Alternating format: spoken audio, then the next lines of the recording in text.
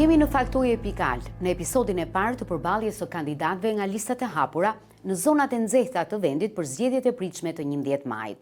Faktet ballë për ballë nis me Tiranën, qarkun më të madh në vend që pritet të dërgojë në parlamentin e ri 37 deputet nga 140. Në prezantimin e parë, me fakte vijnë Mimi Kodheli, kandidate e Partisë Socialiste në qeverisje, e cila garon për një mandat të 6 si deputete, dhe Jorida Tabaku, kandidate për deputete e Partisë Demokratike në opozit, e cila synon një fitore për të 4th herë.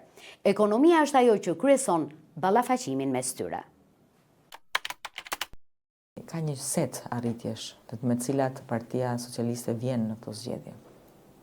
Dhe fillojnë nga ekonomia. Mbase një qytetari të thjesht nuk i thot asgjë fakti që ekonomia shqiptare dhe në momente të vështira të ekonomisë globale rritet me mbi 3% të produktit brendshëm brut. Por kjo është diçka që është domethënëse, sepse e para ekonomia nuk është në recesion, e dyta perspektiva shqiptare për të mbritur atje ku i ka vënë target vetes është e realizueshme, e prekshme dhe duhet të jetë e prekshme dhe të vi pranë çdo qytetari. Ky është projekti ynë i nesërm. Ekonomia shqiptare për vite me radhë ka qenë në një krizë të jashtëzakonshme, një krizë që nuk vjen as si aksident, nuk vjen as rastësisht, po që vjen nga keqeverisja. Dhe kjo krizë ekonomike ka nevojë për një ndryshim të sistemit.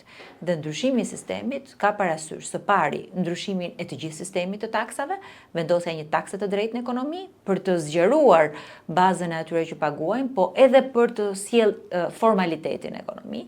Së dyti ka nevojë për një ndryshim tërësor për të hequr të gjitha përjashtimet e ligjeve, sepse sot ekonomia shqiptare është kthyer në një ekonomi të privilegjeve.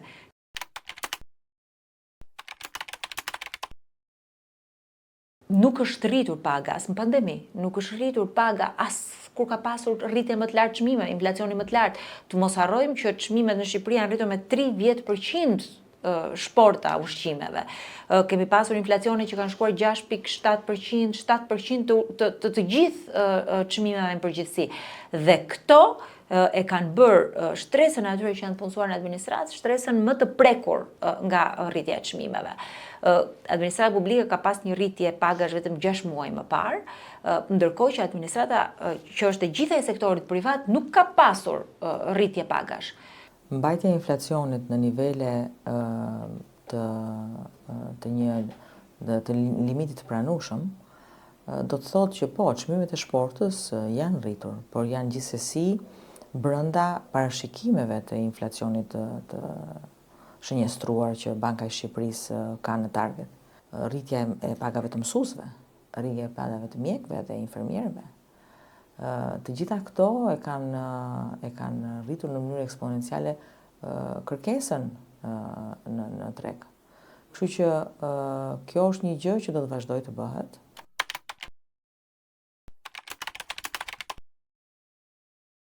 Pra kur çmimet janë rritur 7%, këto as nuk i kanë indeksuar dot pensionet. Tani si mundet një pensionist të jetojë me një pension 7.000 lek, 10.000 lek, 12.000 lek, çmimet janë rritur, shpenzimet në përgjithësi janë rritur. Këtu ka për pensionistët dhe për çdo shtresë tjetër mbështetje vetëm kur ka fushat. Nuk ka këtu, nuk jeton njeri përtej fushatës në Shqipëri. Vetëm qeveria jeton për te fushatës. Unë do të përmendja me të drejtë pensionistët, të cilëve u kemi premtuar që do t'ju vëmë një pagë limit fundor, në të cilën nuk do të ketë asnjë të ardhur, sepse ne kuptojmë që vetë parafrimi i ekonomisë shqiptare në raport me ekonominë e tregut europian do të bëjë që çmimet do të fillojnë të rriten, akoma më shumë nga që janë rritur. Kështu që do të kishim një problem me inflacionin nëse ne nuk do ta paraprim këtë gjë.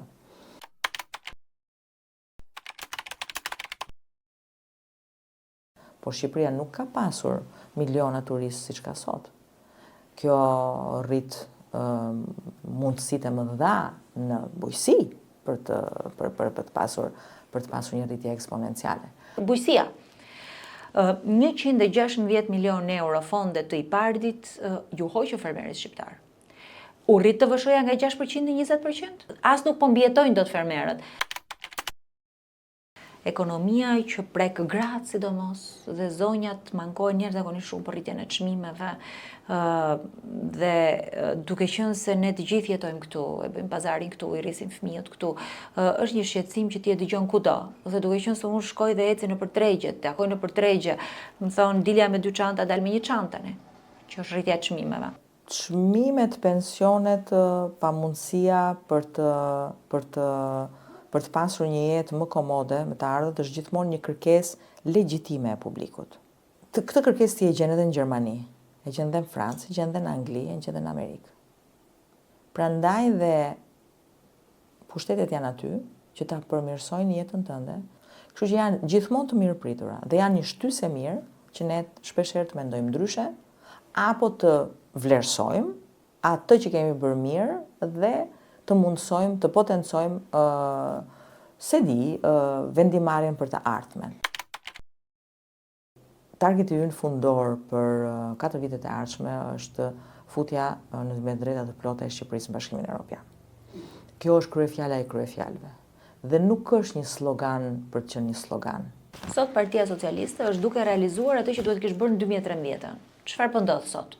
Është një proces tërësisht burokratik, i cili hap grup kapituj. Çfarë do të thotë hapja grup kapituj dhe pozicioni negociues? Që ulesh me Brukselin dhe thuaj që un kam këto detyra. Këtë që duhet ta kishim bërë në 2013. Është vetëm hapi i parë. Puna e vërtet nuk ka nisur dhe procesi i integrimit, ashtu siç dhe komisioneri Kos e tha gjatë takimit në Luksemburg, nuk është hapja kapitujve, është mbyllja e kapitujve. Afati është ambicios, por Partia Socialiste është një potencial politik ambicios në vetvete. Ne shtyrjet, kalvaret, odiset që kemi hasur në perkorsin ton, janë aty për shumë arsye. Për arsye gjeopolitike, po për arsye dhe të politikave të brendshme. Njerëzit janë pragmatist, njerëzit duan të shikojnë përpara, njerëzit duan të kenë vetbesim më shumë.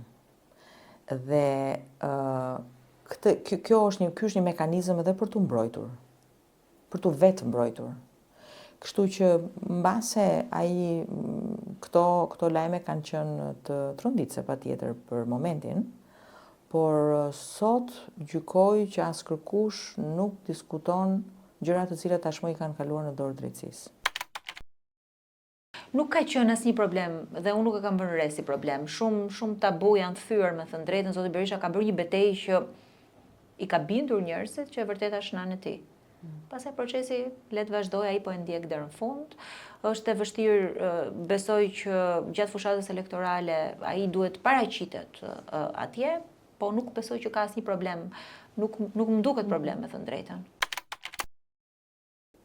Abuzimi me sistemin bën që ne të gjendeshim përpara një fakti që e para gjë që duhet bëj ishte reforma e drejtësisë dhe të parat struktura dhe institucionet që duhet reformoheshin ishin pikërisht institucionet e drejtësisë.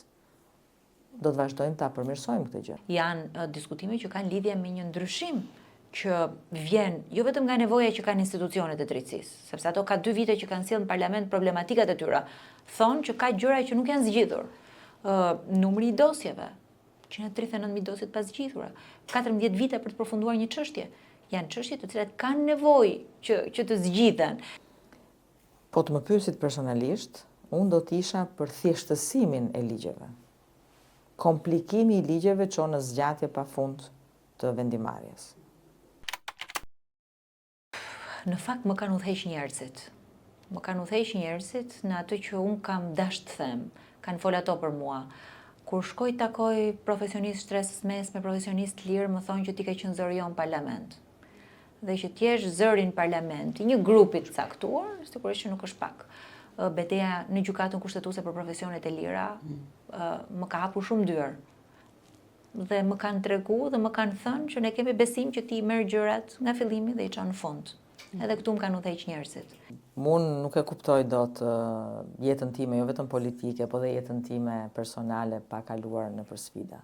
Shumë nga kolegët e mi sigurisht kanë eksperjenca akoma më të gjata se sa unë.